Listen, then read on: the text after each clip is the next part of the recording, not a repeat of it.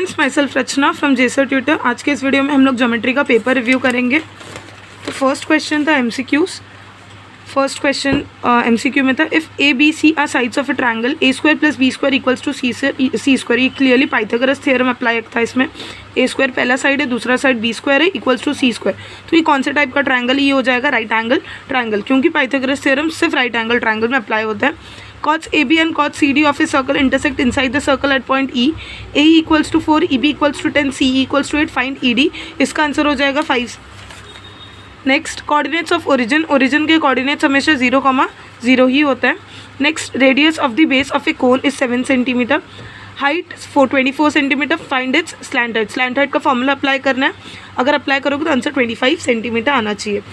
Next, AB triangle ABC is similar to triangle PQR। दोनों triangle similar, तो यहाँ पे area of triangle of similar triangle use किया है और इसका एरिया दिया हुआ है। Area of triangle upon area of triangle ABC upon area of triangle PQR 16/25 है। तो उसके साइड्स क्या होंगे? उसके साइड्स होंगे AB square upon PQ square. वो दोनों इक्वल होंगे according to area of triangle, sorry area of similar triangles. तो ये यहाँ पे इसका रूट हट जाएगा, तो इसका आंसर आएगा 4/5। नेक्स्ट है, in triangle RST angle S equals to 90 degree, angle S 90 degree है, एंगल T 30 डिग्री है। RT जो हाइपोटेन्यूज है वो 12 सेंटीमीटर दिया हुआ है। हम लोग को RS फाइंड करना, हम लोग को क्या फाइंड करना है? RS एंगल T के अपोजिट साइड में, साइड RS एंगल T के अपोजिट साइड में। तो side opposite to 30 degree equals to half of hypotenuse which is equals to 6 centimetre. यहाँ पे थोड़ा सा 2-4 स्टेप्स मेंशन करके लिखना, तो यहाँ पे मैंने शॉर्टली लिखा है। If radius of a circle is 5 centimetre, radius 5 centimetre है।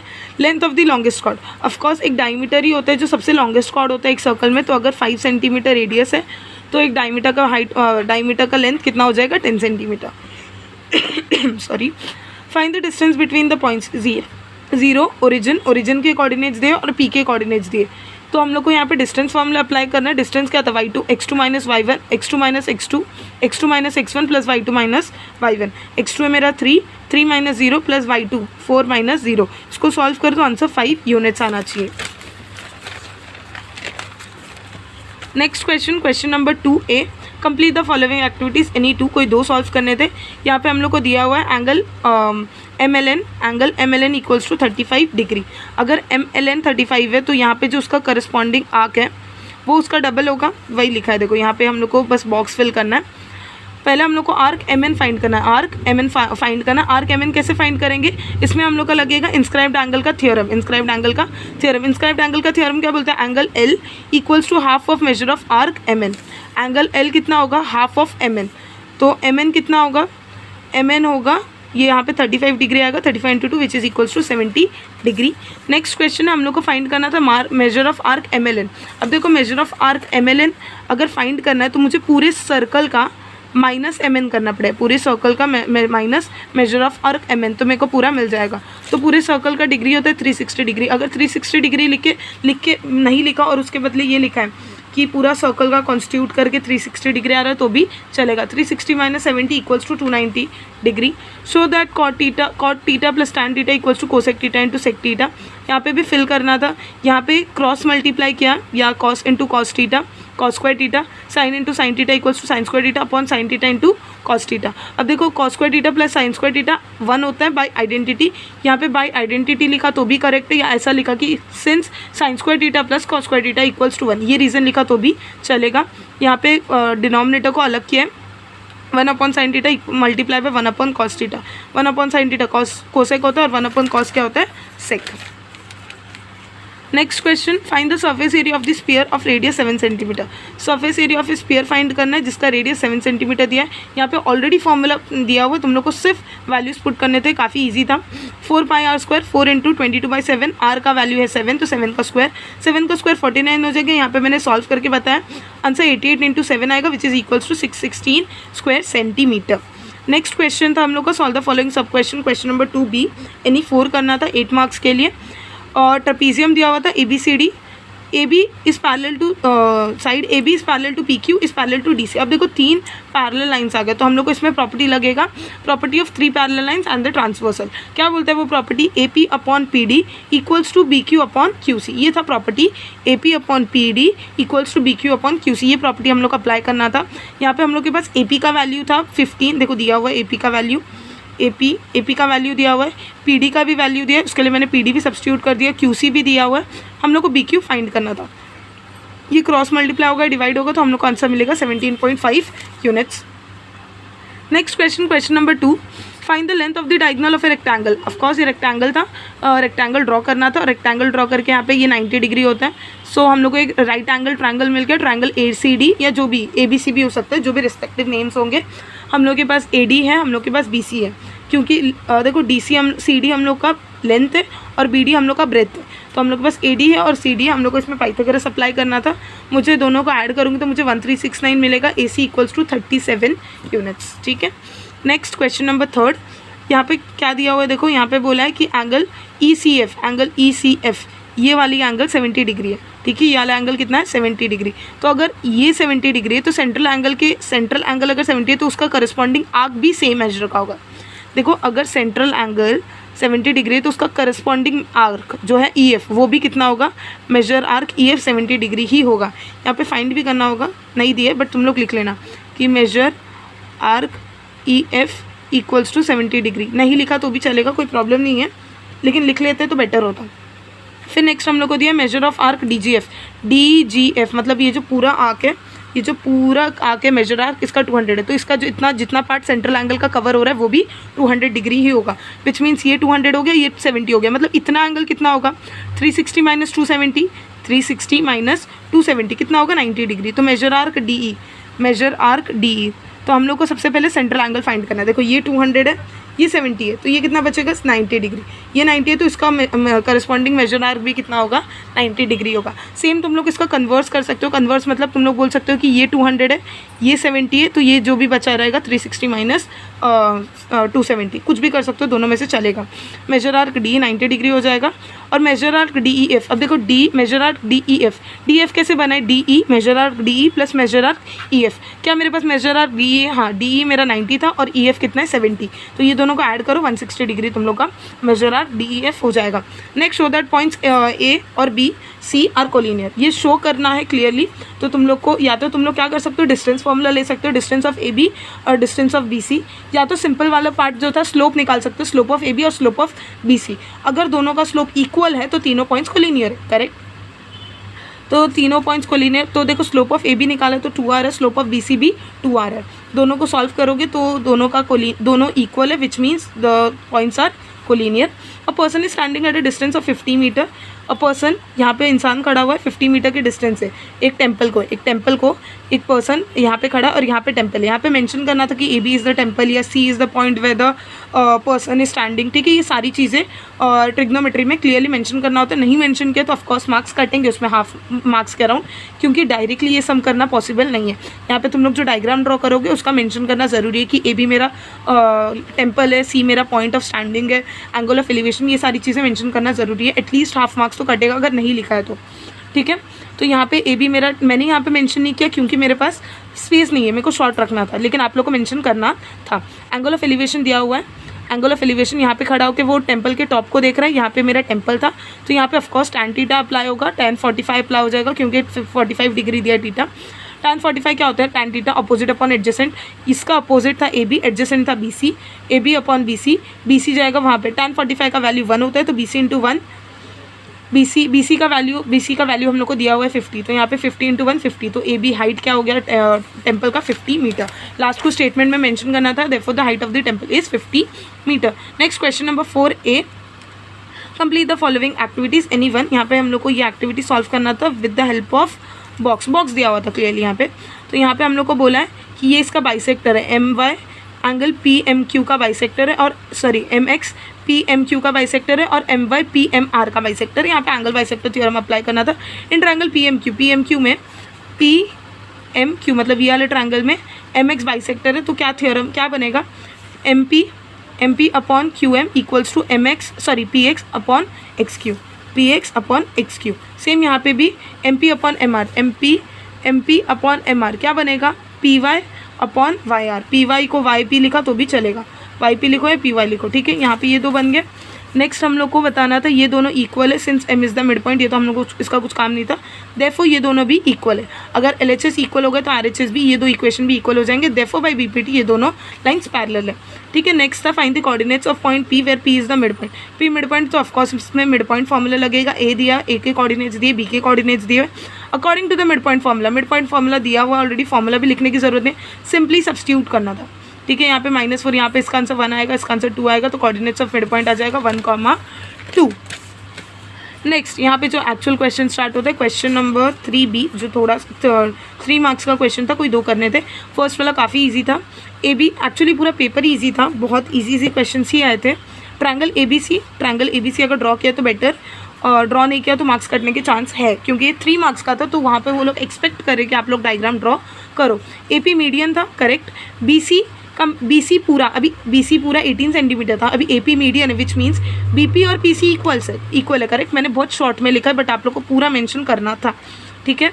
तो बी पी पूरा बी सी 18 है, तो बी पी क्या होगा, उसका half, which is equals to 9 centimetre. Same P C भी कितना होगा, 9 सेंटीमीटर। इसमें मैंने डायरेक्टली अपोलिनियस अप्लाई किया, अपोलिनियस क्या होगा, A B square plus A C square equals to 2 A P square, 2 A P square. कोई भी साइड ले सकते हो, या तो बी पी लो या तो पी सी लो, यहाँ पे मैंने बी पी लिया है, ठीक है। इसको सॉल्व किया, ए बी प्लस ए सी दिया हुआ था, A B square plus A C square 260 दिया हुआ था, 2 ए पी, मेरे पास बी पी भी मिल गया 9 स्क्वायर। इसको सॉल्व करो तो ये माइनस हो जाएगा, और एट द एंड मेरे को आंसर मिलेगा A B square equals to 49, A B equals to root 49। A B कितना मिल जाएगा मेरे को, 7 यूनिट्स। अब यहाँ पे स्टॉप नहीं करना था, मैंने ए बी फाइंड किया। मैंने क्या फाइंड किया, ए बी फाइंड किया। यहाँ पे ए बी नहीं, ए पी ही है, यहाँ पे मैंने गलती से लिख दिया, ये ए पी स्क्वायर, ये भी ए पी स्क्वायर, और ये भी है ए पी, और ये भी है ए पी, ठीक है। ए पी फाइंड कर दिया हम लोग ने, ठीक है। Next, angle inscribed in the same arc are congruent. इसका प्रूफ दैट क्वेश्चन हम लोग को टेक्स्ट बुक में है कि angles inscribed in the same arc are congruent, circle के चैप्टर में है ये already. Draw a radius, draw circle of radius 3.3। एक सर्कल ड्रॉ करना था जिसका मेजरमेंट 3.3 सेंटीमीटर का रेडियस हो। फिर draw a chord P Q of length 6.6 centimetre, draw tangents to the circle at points P and Q. ये textual sum था, यहाँ पे मैं कंस्ट्रक्शन नहीं बता रही। Next question, the radii of circular ends of a frustum. यहाँ पे रेडियस दिया हुआ है फ्रस्ट्रम का 14 सेंटीमीटर, 6 सेंटीमीटर, उसका हाइट भी दिया हुआ है 6 centimetre. Find its curve surface area. यहाँ पे हम लोग को सिंपली फ्रस्ट्रम का फॉर्मूला अप्लाई करना था। फ्रस्ट्रम का फॉर्मूला क्या होगा फॉर फ्रस्ट्रम, यहाँ पे मैंने बहुत शॉर्ट में लिखा, लेकिन तुम लोग को पूरा प्रॉपर स्टेप्स लिखने थे। रेडियस दिया होता 14 और 6, एक को R1 ले लो, एक को R2 ले लो, या तो एक को स्मॉल r, एक को कैपिटल R लिया तो भी चलेगा, जैसा तुम लोग को है, ठीक है। लेकिन मेंशन करना था कि ये R है, ये R1 है। हाइट 6 सेंटीमीटर दिया था, पहले मैंने स्लैंट हाइट निकाला, क्योंकि कर्व सरफेस एरिया का फॉर्मूला है pi L R plus R, ठीक है, मतलब दोनों रेडियस का एडिशन। तो मेरे को मैंने L फाइंड किया, L 10 सेंटीमीटर मिला, मैंने वैल्यू पुट किया तो मुझे आंसर मिला 628 स्क्वायर सेंटीमीटर। यहाँ पे यूनिट लिखना था क्योंकि ये कर्व सरफेस एरिया था, तो यहाँ पे हम लोग को मेंशन करना था square centimetre. Next, solve the following sub question. In triangle A B C D E parallel to B C 2, देखो ध्यान देना, इन ट्रायंगल ए बी सी में डी ई और बी सी पैरेलल है, ठीक है। डी ई और बी सी पैरेलल है, तो ट्रायंगल अगर ये बन गया ए बी सी, तो डी ई और बी सी क्या है, पैरेलल है, ठीक है। फिर बोला है मैं two area of triangle A D E का 2 part is equals to 1 part of E C D B, ठीक है। इसका 2 पार्ट इक्वल्स टू ये पार्ट होता है, ठीक है, ऐसा बोला है। फाइंड ए बी, देखो 2 चीज़ फाइंड करनी। पहला चीज़ फाइंड करना था, इसका रिस्पेक्टिव मार्क्स होंगे। पहला चीज़ फाइंड करना था A B is to A D का रेशियो। दूसरा चीज़ फाइंड करना था बी सी इक्वल्स टू, दूसरा एक्चुअली प्रूफ करना था B C equals to √3 into D. तो ये काफ़ी ईजी क्वेश्चन ही था। हम लोग को क्या बोला था याद है कि पहले हम लोग को बोला था एरिया ऑफ, अब देखो सबसे पहला area of triangle A D E plus area of plus ये जो क्वाड्रिलैटरल बन रहा है इसका एरिया और ये क्वाड्रिलैटरल का एरिया, अगर मैं दोनों को प्लस करूँ तो क्या मेरे को पूरे ट्रायंगल का एरिया मिल जाएगा? ऑफकोर्स मुझे मिल जाएगा, मैंने वही लिखा, ठीक है। Area of triangle A D E वैसे का वैसा लिखा। मेरे को देखो area of triangle A D का मेजरमेंट दिया हुआ है, area of triangle A D E, sorry area of quadrilateral B C D E, area of quadrilateral B C D E का मेजरमेंट दिया हुआ है, कितना है वो इक्वल है 2 area of triangle A D. तो मैंने वही उसको रिप्लेस कर दिया, area of quadrilateral B C D के बदले लिखा 2 area of triangle A D E. Area of triangle A D E plus 2 area of triangle A D E, ये दोनों हो गया प्लस, तो ये हो गया 3 area of triangle A D E. या अब यहाँ पे A D upon A B C, ये ए बी सी यहाँ पे हुआ तो मुझे एक रेशियो मिल गया जो हो गया 1/3, ठीक है, ये हो गया। अब मेरे को क्या करना था, ये दो ट्रायंगल को सिमिलर प्रूफ करना था। ये दो ट्रायंगल को क्या प्रूफ करना है, सिमिलर, ताकि मैं इसके साइड्स ले सकूँ। ये दो ट्रायंगल को सिमिलर प्रूफ करना काफ़ी इजी, मैंने डबल ई टेस्ट से किया है। देखो पहला तो कॉमन एंगल है, ठीक है, एक कॉमन एंगल है। दूसरा ये है कि सी ई बी सी और डी ई दोनों पैरेलल है, बी सी और डी ई दोनों पैरेलल है, तो ये एंगल और ये एंगल करस्पॉन्डिंग एंगल बन रहे हैं, ठीक है। अगर ए बी को मैं ट्रांसवर्सल लूँ तो ये दो एंगल क्या बन रहे हैं, करस्पॉन्डिंग एंगल, सेम ये दो एंगल भी करस्पॉन्डिंग बन रहे हैं, ठीक है, तो ये दोनों कॉन्ग्रुएंट हो जाएंगे। तो या तो दोनों एंगल्स को कॉन्ग्रुएंट प्रूफ करो या तो कोई एक को किया। अभी मैंने पहले ए वाले को कॉमन एंगल ले लिया और ये दोनों को करके डबल ए टेस्ट से दोनों को ट्रायंगल को सिमिलर प्रूफ कर दिया। अब दोनों ट्रायंगल सिमिलर है तो area of triangle of similar triangles हम लोग अप्लाई कर सकते हैं, क्योंकि ये दोनों ट्रायंगल क्या है, सिमिलर है। तो area of triangle A D upon area of triangle A B C, इसके साइड्स को ले लिया मैंने, A D square upon A B square, D E square upon B C square, A E square equals to A C upon A C square. अब मुझे सिर्फ दो चीज़ों की ज़रूरत थी, मुझे फाइंड करना था A B upon A D, और मुझे बी सी और डी ई का रिलेशन चाहिए था। तो A B upon A D के लिए मैंने ये वाला लिया और दूसरा मैंने ये वाला लिया, इसकी कोई ज़रूरत नहीं थी, इसके लिए इसको मैंने स्किप कर दिया। तो A D square upon B D square. Next यहाँ पे कुछ मिस्टेक हो गया, देखो ये कर लेते हैं। Area of triangle A D upon area of triangle A B C, यहाँ पे मैंने 1/3 फाइंड किया। अब क्योंकि ये दोनों ट्रायंगल को मैंने सिमिलर प्रूफ कर दिया तो यहाँ पे मैं एरिया ऑफ सिमिलर ट्रायंगल्स का फॉर्मूला अप्लाई करूँगी। A D square upon A B square equals to D E square upon B C square, ठीक है।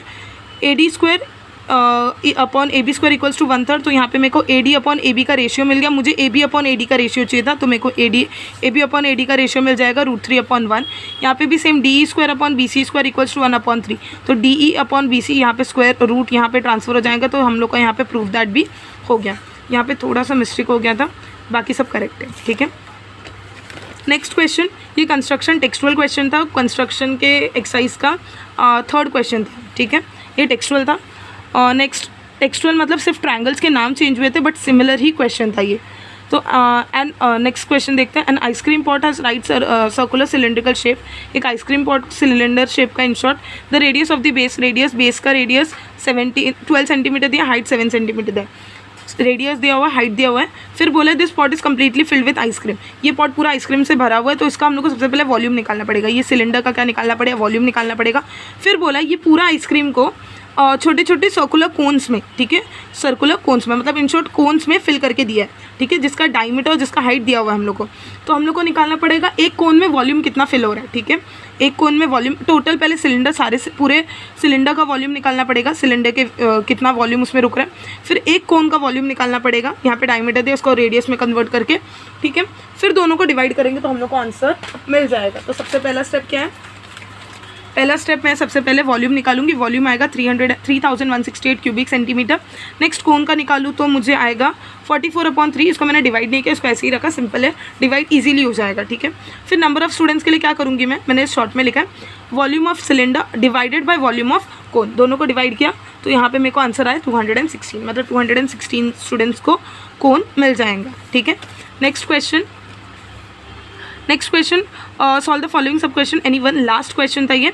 अब देखो यहाँ पे एक सर्कल दिया हुआ है और ये टैंजेंट्स दिए, ठीक है, तो मैं बोलूँ ए एम और ए एन इक्वल होंगे, ए एम और ए एन इक्वल होंगे टैंजेंट सेगमेंट थ्योरम से, ठीक है। Tangent drawn from an external point two the point is equal, ठीक है, तो ए एम और ए एन इक्वल हो जाएंगे। सेम पार्ट अगर मैं यहाँ पे देखूँ तो बी एम और बी पी भी इक्वल होंगे, ठीक है, ये भी टैंजेंट्स ड्रॉ हो रहे एक पर्टिकुलर पॉइंट से और एक ही सर्कल को। सेम इसी तरीके से मैं देखूँ तो सी पी और सी एन भी इक्वल होंगे, सी पी और सी